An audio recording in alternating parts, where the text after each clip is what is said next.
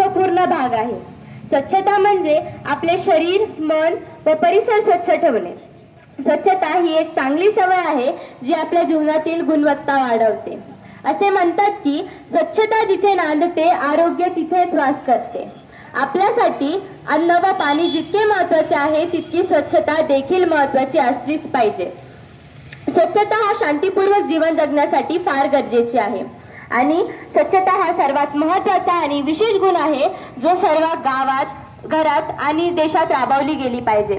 आणि म्हणूनच आज आपण इथं सर्व स्वच्छतेची जनजागृती करण्यासाठी जमलेलो आहोत.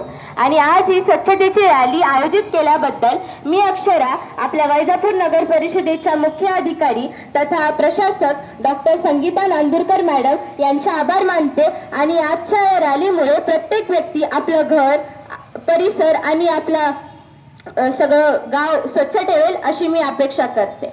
थँक्यू.